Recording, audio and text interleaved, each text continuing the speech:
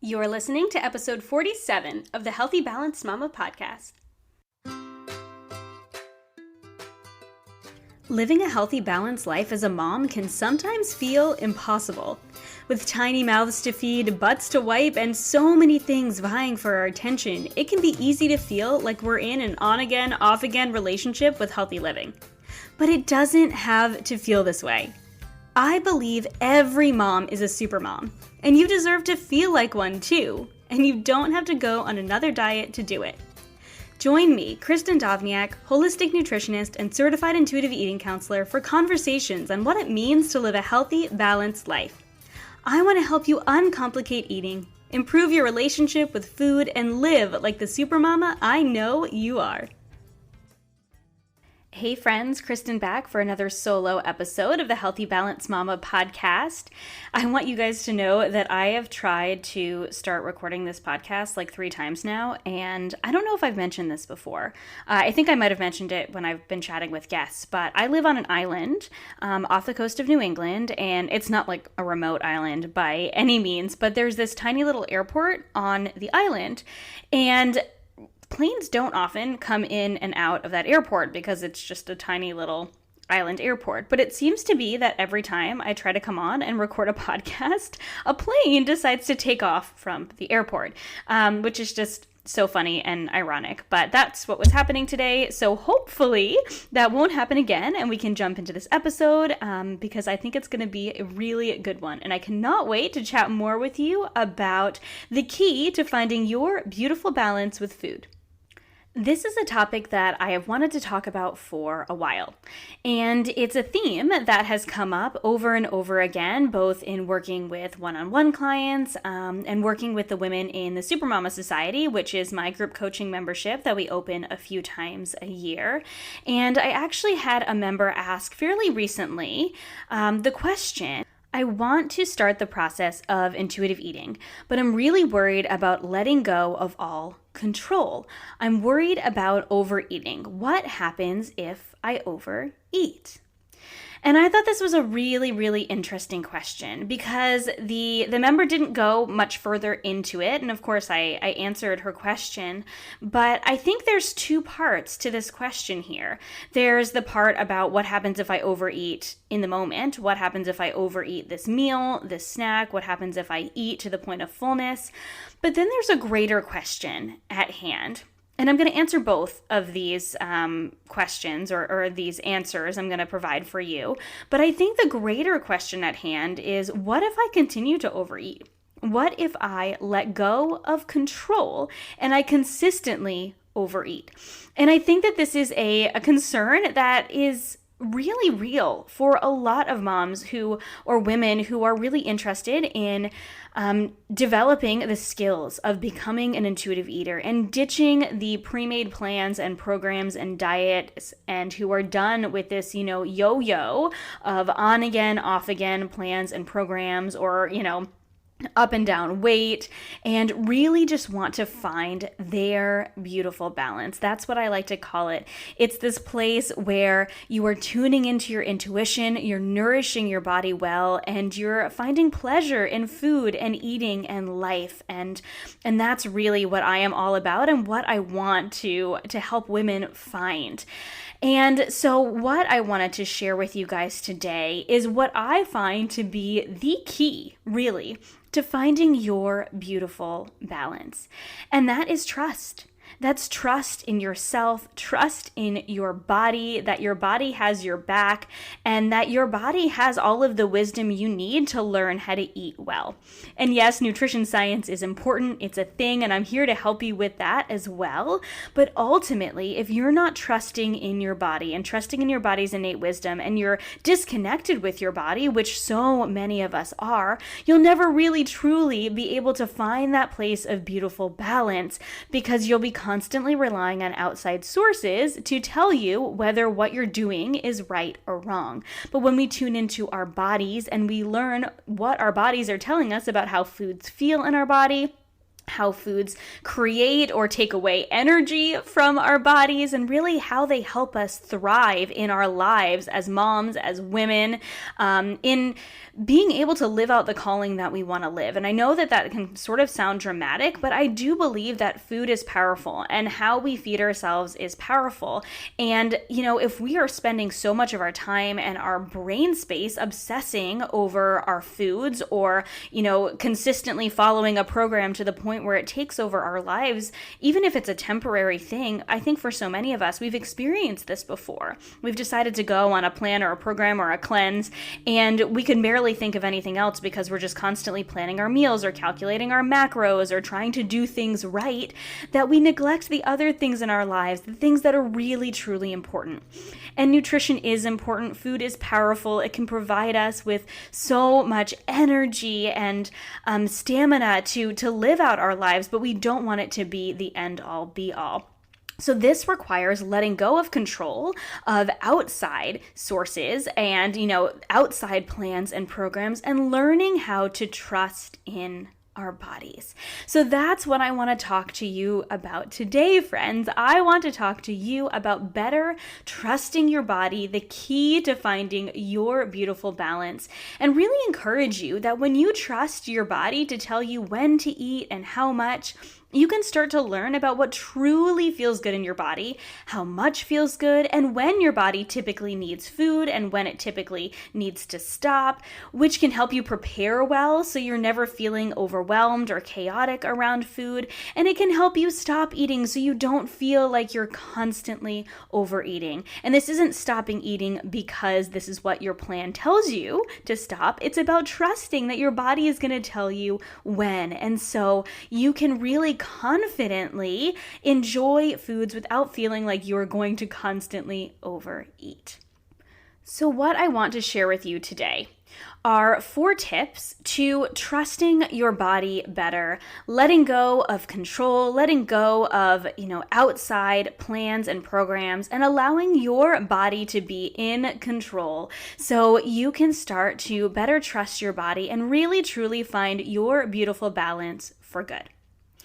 And now, obviously, the elephant in the room is that this is super countercultural. We are told by our culture that in order to be healthy, we need to stay on top of things. We need to track our calories and not eat too many calories, or track our macros, or not eat too many carbs, or eat this, don't eat that.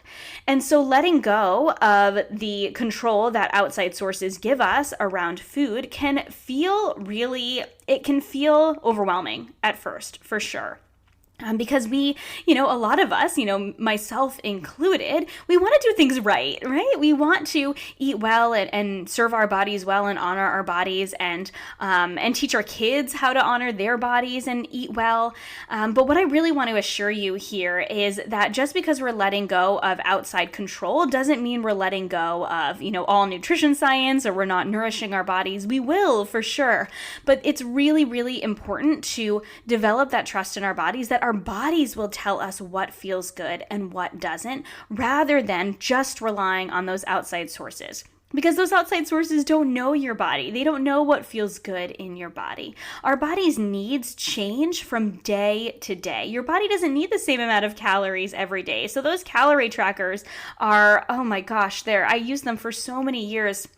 And they're oftentimes so counterproductive because it just becomes a game, right? To hit the number or get lower than the number. And, if you go over the number, then you feel this guilt and this shame over, oh no, I ruined it for today. But the reality is maybe you were extra hungry that day and you needed to eat more and your body needed more.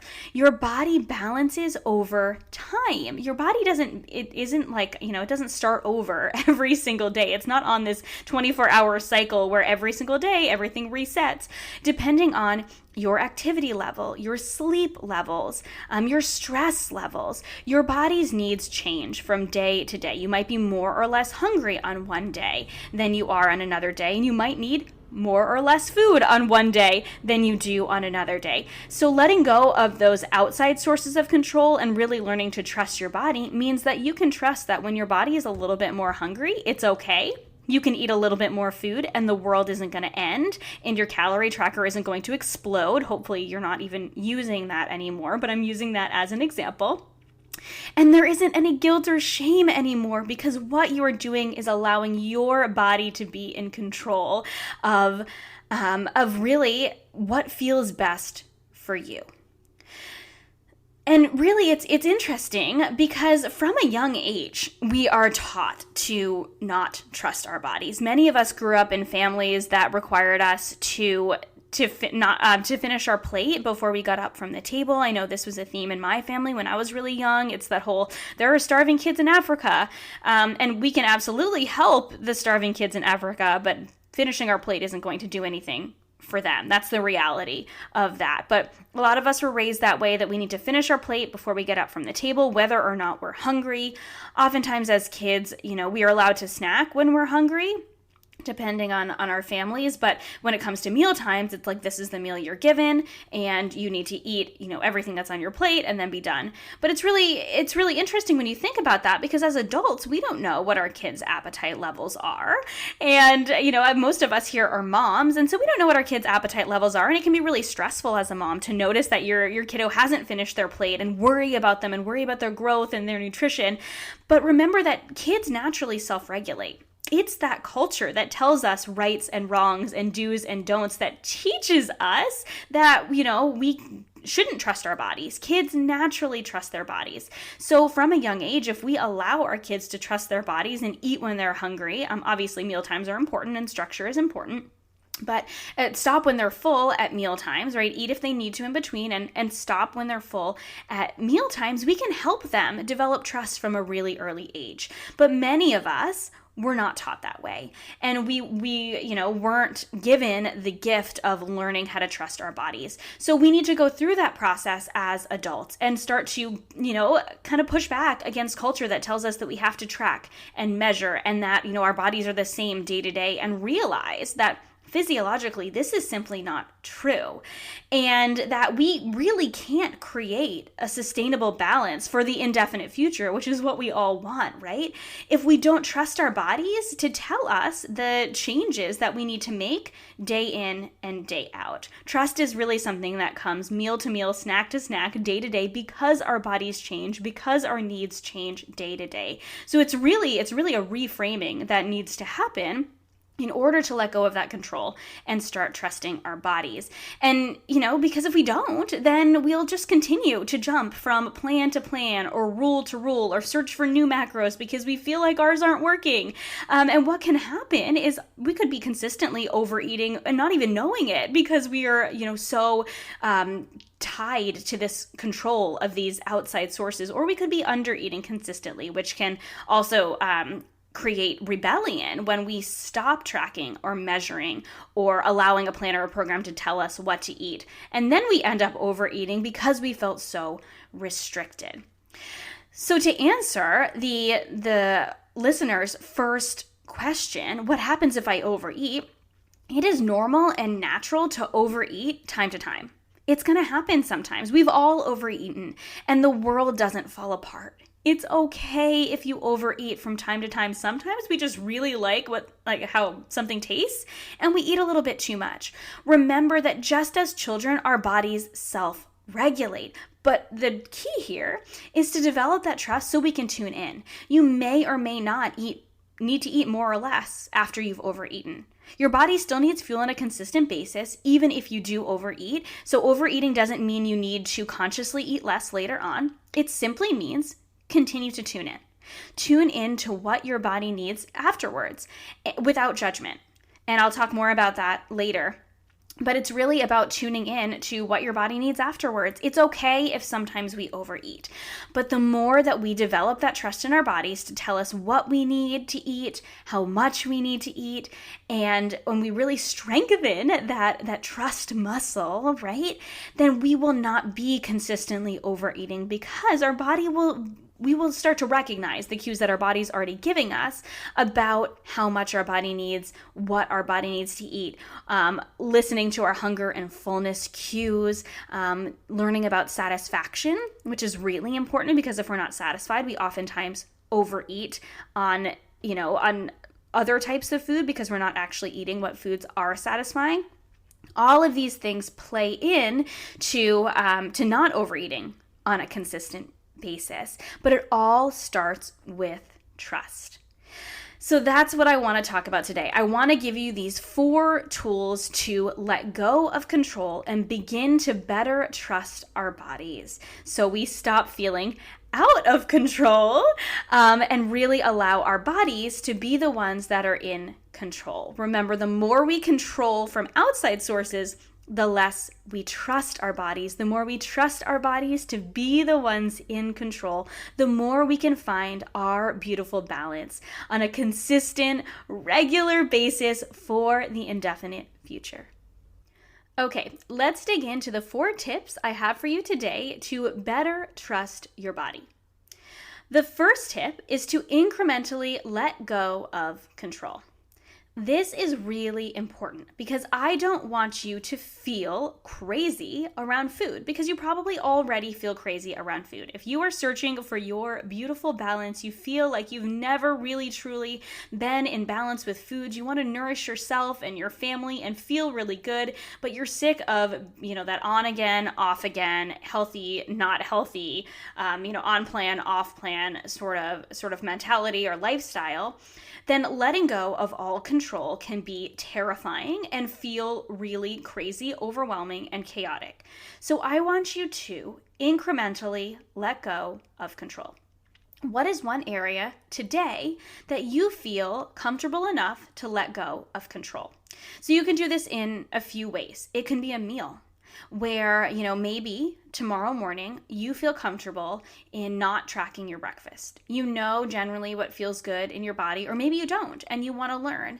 And so tomorrow you're not going to track your breakfast. You're not going to measure your breakfast. You're not going to calculate your breakfast. Instead, what you are going to do is you are going to listen to your body. And I know that this can be really new for a lot of you. But it's very simple, especially first thing in the morning. Our bodies are usually hungry. So sometimes it can be harder to listen to our bodies when we're hungry. It depends on how hungry you are, but really tune in to your hunger and what your body feels like it needs this morning.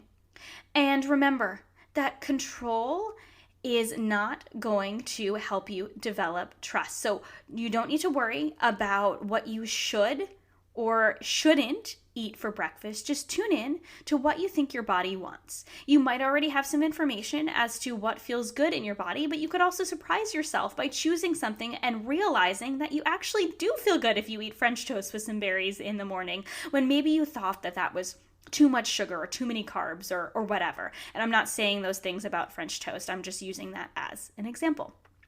So tune in to what you think your body wants that morning. Do you want something that's a little bit more sweet? Maybe you want something like that French toast or pancakes or cinnamon raisin toast or a smoothie. Or you want something that's a little bit more savory. So maybe you want some eggs and toast or some chicken sausage. Or maybe you've already made some egg muffins in the fridge and you want to have some of that. You could have savory oats. There are so many different ways that you could enjoy a savory breakfast. And that's just one idea. Do you want something sweet? Do you want something savory?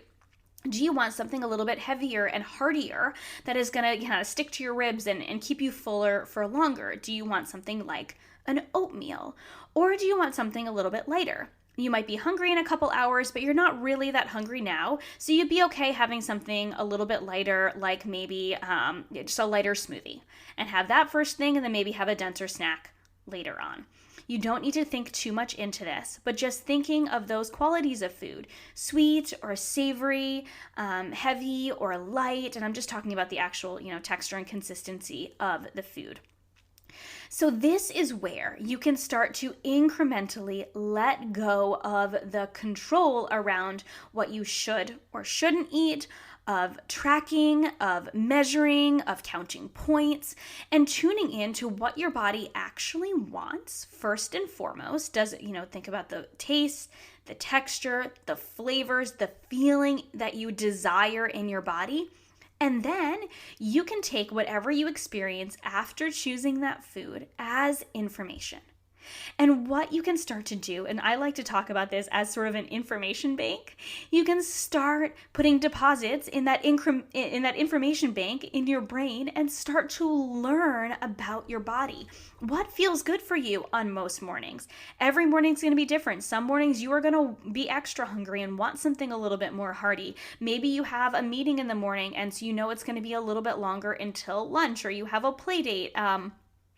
It's always important to make sure that you have food on hand. So if you do get hungry, you can respond, but it's okay to go, okay, this morning, I think I want something that is, a little bit heavier, a little bit more stick to my ribs, and I want something savory. Or on another morning, say, you know what, I think I want something a little bit, sweeter and lighter. Maybe I'll just have one of those muffins I made this weekend.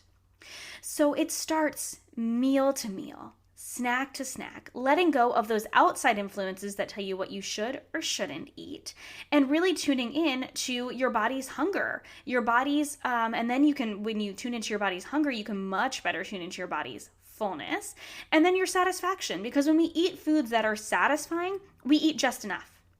When we can learn what foods feel good in our bodies and taste the way that we desire them to taste, and obviously this doesn't always work out. If you're at a restaurant and you order something and that just, didn't hit the mark, that's okay, that happens. But it's important to tune into these things. But it doesn't have to happen all at once. You don't need to let go of everything all at once. I understand that this is a process for a lot of people. For myself and my own intuitive eating journey, it was a process of letting go of tracking my macros. I think the first thing that I did was allow myself to choose what I wanted to eat and then track my macros later. And I'm not, encouraging tracking macros by any means, but that was a step that I needed to take because for so long I had been tracking and it was really uncomfortable for me to let go entirely. I chose what I wanted and then I tracked it later. And then it was the process of not tracking, one meal at a time. Okay, I'm not going to track breakfast anymore. I'm not going to track lunch anymore. And then eventually I didn't need it anymore. And now I can't even imagine tracking what I eat because that's just not how my life flows anymore. It's not revolved around food anymore.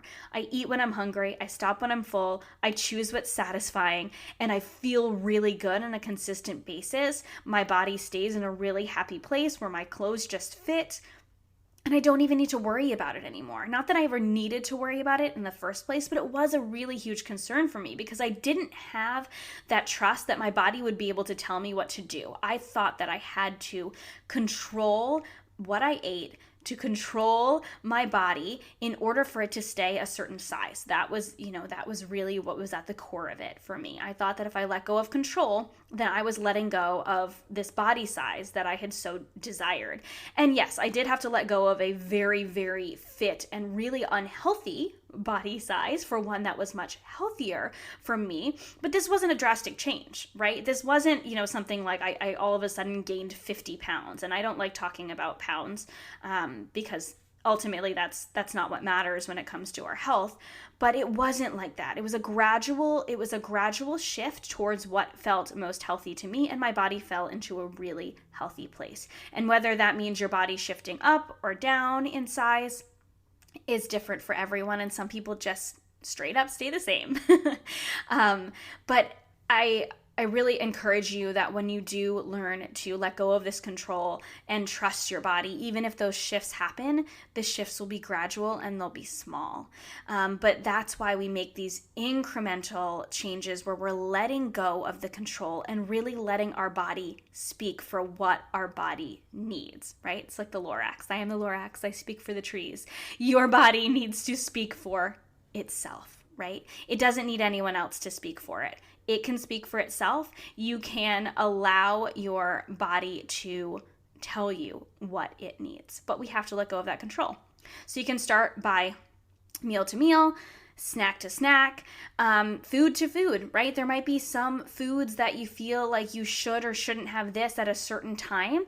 A lot of it is, experimenting with, okay, at lunchtime, I feel like I should have a salad, but I really want a wrap or a sandwich.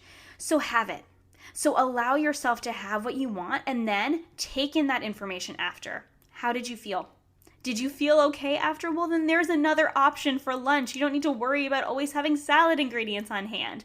How much more freedom do you have when you let go of the control, you let go of the rules and the regulations and the expectations around your meal, and really allow the only expectations to be that your body is going to tell you what you need. So number one is to incrementally let go of that control, one step at a time. It doesn't need to be all at once. It doesn't need to be overwhelming, but start one at a time. And once you start letting go of that control in one area, it becomes much easier to let go of control in the other areas and start trusting. So this goes right along with my tip number 2, which is to remove outside influences.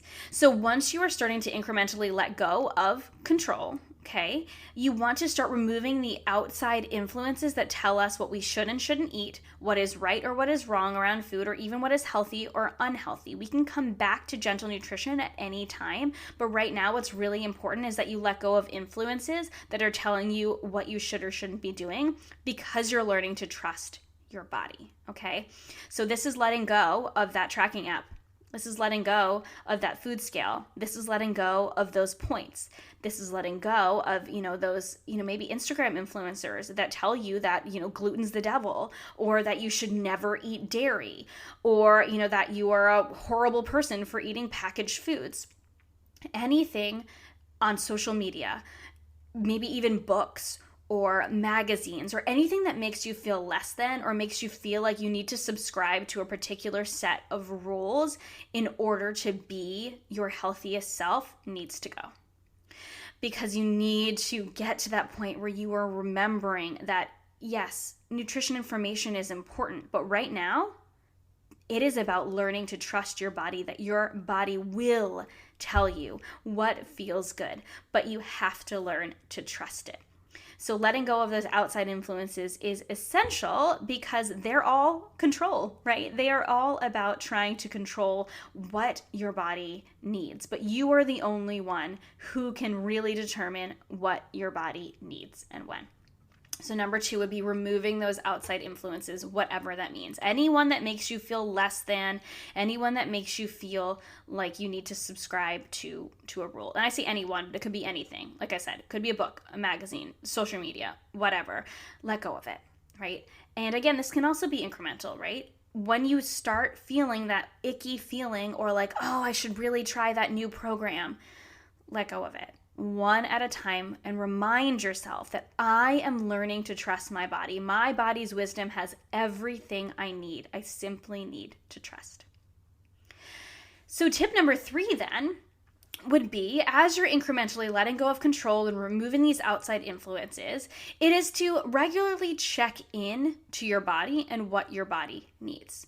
This is an instance where journaling can be really helpful. I know journaling doesn't work for everyone, but I love doing journaling exercises with my clients, because it can be really helpful to remember, past experiences, and to better tune into our bodies overall. I have journaling prompts in the Supermama Society where you can go in, and they're everything from, as you're becoming an intuitive eater, to, some journaling prompts for, how am I feeling if I did overeat? Or, I'm feeling like I'm out of control around food. But regularly checking in just helps to create more connection to our bodies. It helps to, and when we create more connection with our bodies, it helps us to honor our hunger and our fullness better, to learn what foods are satisfying. This is really the big issue when it comes to control, is that we are disconnected from our bodies. We're simply disconnected from our bodies. Lack of trust is just a lack of connection with our bodies. And when we can regularly check in with our bodies and check into what our bodies need, we can better learn to connect to our bodies on a regular basis and develop that trust. So for example, in the morning, you can do a body scan, and you can check in to what feels good in your body and what might not feel so good in your body. You can check in with your hunger levels and, notice how hungry you are this morning. And you could even compare it to yesterday, like, oh, interesting. And this is all without judgment, right? But I'm a little bit hungrier than I was yesterday. Or, I woke up this morning and I'm really not that hungry. Maybe I'll wait a little while until I eat breakfast. Remember, there's no rules. It's all about how your body feels. And that's developing that trust. So checking in, you can start by checking in the morning, because typically, unless our kids have just woken us up, we're not urgently doing anything first thing in the morning other than potentially going to the bathroom. But we can check into our bodies first thing in the morning. And then we can begin to check into our bodies in the evening before we go to bed. And how did our body feel that day? Did it feel energized? Did it feel a little bit more tired? How are you feeling going to bed? Are you feeling really wired? Or are you feeling, calm and like you're ready for a good night's rest? And so once you've got the morning and the evening down, then you can start checking in throughout the day. You can check in before lunchtime and start to notice what your hunger levels are, what your energy levels are. Same thing mid-afternoon if you might need a snack. I can feel my stomach growling right now. I'm not sure if you can hear that, but clearly I need some sort of a snack because my lunch didn't necessarily work for me the way I wanted it to. And you can start to check in throughout the day, starting with the morning and the evening, and then starting to check in between meals. This doesn't need to take a lot of time. It can just be like a 10 to 30 seconds, maybe a little bit longer if that really feels good to you. If you want to start adding in journaling, first thing in the morning and the evening are also good times to choose one time to journal. If you are somebody who likes to journal on a regular basis, you could even put it in notes in your phone, or have a journal with you when you're at work, or, the kids are napping in the car, and just start tuning into these experiences that you notice. And so you can start putting more information into that information bank so you can start to have something to come back to, right? When you are feeling a little bit like you need to control your food intake, or like you feel like you can't trust your body, you can remind yourself that, oh, remember that time that I trusted my body and it felt really good. I can do this again. Sometimes you just need that encouragement that you can do this. You can do this again because you've done it before. You have to first do it, and that's why we're incrementally letting go of that control. And then when we do let go of that control, we start to develop the trust when we have these positive experiences around food. Every meal, every snack, every time you make that choice to listen to your body is another opportunity for a positive experience with food. And when you have more positive experiences with food, you can better trust your body. And then tip number 4 is really to make sure that while you are going through this process of letting go of outside sources of control and trusting your body, to approach this with a process-based mindset. There is no destination to your journey with intuitive eating, your journey with your body. This is an ongoing journey. This is a process. It is a process of learning about your body and continuously honoring your body in the best way possible. And that requires trusting that your body will tell you what you need in order to honor it. But knowing that it's a process, it is not going to happen overnight, and taking away the judgment and the goods and the bads over like, oh, I did a really good job of tuning into my body today, or oh, I was really bad at tuning into my body today. Letting go of the judgment and reminding yourself that every day is different, just like every day is different in our bodies, every day is different in our mindset, in our relationship with food. We are going to have days that are better than others, and that's normal. But we really need to let go of that judgment around the choices that we're making and just focus on developing that trust. Remember that everything is a learning opportunity, even those days that weren't so great. They're all learning opportunities. And those days that were great are absolutely learning opportunities too, because that continuously helps you to develop that trust in your body when you do tune in, and it does work out well. But we don't need to beat ourselves up or judge ourselves over, days that might not be so good, because they are learning opportunities just as much as the days that were good that created more positivity around food. It's really about approaching this whole journey of intuitive eating and learning to trust your body with curiosity, that your body is so incredibly powerful, and what a gift it is to learn about our bodies and to be able to let go of this outside control and have the brain space to spend on other things rather than obsessing over our food. And what a gift it is to feel energy and vibrancy and choose foods that feel really good in our body without having to rely on somebody else telling us what to do. It really is a gift. Intuitive eating is an incredible gift. It is something that we were born with. It is our birthright. We deserve to be intuitive eaters. And I know that this process of trust can be hard at times, and it is a process. And that's why we have to develop that process-based mindset. But remember that even though there's no deadline and there's no end goal and there's no, end date, the end goal is to have more positive experiences with food and to embrace intuitive eating and to live your life better and more full, to live happy, healthy, and whole and feel like the woman that you want to be and not be relying on somebody else to tell you what to do in order to feel well. Your body will do that the more you develop trust and the more you tune in. And the last thing that I just wanted to mention too, in this whole process of learning to trust your body, it can be really important to give yourself the gift of flexibility in having foods on hand that and having different foods on hand so that you can allow yourself to trust your body more. So this could mean, making sure that you have a few different options on hand for, say, breakfast in the morning as you're learning to trust your body for breakfast. If you only have one option on hand, it's really hard to to learn to develop that trust that your body will tell you what you want. And then if your body's like, I want eggs and toast, but you don't have any eggs and toast on hand, I mean, it's okay. Sometimes we don't have what we want on hand and we just, take that and move on. But in this process of trust, it can be really helpful to just give yourself that gift of flexibility, to have a few different options on hand, so you can allow yourself to choose from a few different options and allow yourself to maybe go to the grocery store and pick up a couple things that wouldn't normally be on your meal plan or your grocery list. And I'm all about meal planning, and I'm all about, creating a grocery list and creating some structure in your life to feel more calm around food. But sometimes it is important, especially when you're learning to trust your body, to give yourself a little bit of grace and a little bit of flexibility and go, all right, I'm really craving salted almonds. So nothing at this house is doing it for me. I'm going to run to the store and grab some salted almonds. And it's just trusting that your body knows what it wants.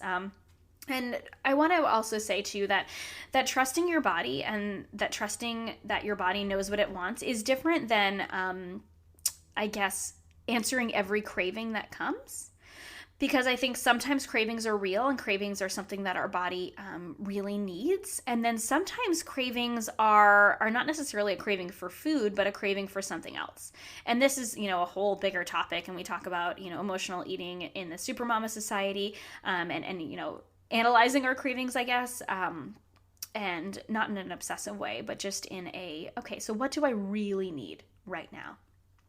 But it is trusting that, when your body needs a snack and it really wants something sweet and you think you just want a couple cookies, that's okay. And that it's okay that your body knows how to deal with those couple of cookies and whatever a couple is to you. I know a couple typically means two, but we're not putting rules around this. It's like, hey, I want a couple of cookies and I know that my body knows what to do with the nutrients in the cookie. And, maybe a cookie isn't as nutrient dense as kale, but my body still knows what to do with it. And it's okay. It will tell me what I need to do at my next meal. Just because I ate cookies for a snack doesn't mean I'm going to eat cookies every meal for the rest of my life. So I just kind of wanted to put that out there. It's definitely something we can talk more on. And if you have questions about this, feel free to send me another question. It's something I can go a little bit deeper on. But I really just want to focus on this overall topic of trust today and letting go of control, and trust being really the key to finding your beautiful balance with food. So I just want to remind you that what trust does is allow you to better listen to and respond to your body's cues, and that your body's wisdom is, was given to you, right? It was given to you by God. If you believe in God, I do. I believe He gave us this innate wisdom to tell us what we need. And what trust is relying on your body's cues and listening and trusting that your body's cues are enough to let you know what you need and what feels good, so that you eat just enough, so that you're not consistently overeating or undereating because a plan or a program tells you to. You're eating just enough for your body. It also allows you to enjoy food more because you are trusting that your body knows what to do with those foods and that it's okay that all foods fit into a healthy, nourishing life. It also helps you find that balance. It helps you find your beautiful balance simply because balance feels good. Because cookies and kale, if you like kale, feel good in your body, and that it's okay. You're trusting that your body knows what to do with those foods and that you can eat all types of food and find that balance naturally simply because it feels good. And when you trust, it comes naturally. That balance comes naturally. And it also allows you to eat a larger variety of foods too, and eat a more nutrient-dense diet because you're not following what somebody tells you that you have to do. You can start to explore new foods. You can, try out new fruits and vegetables that you might not have tried before. You can try new protein options because you don't have expectations of, what is good and what is bad.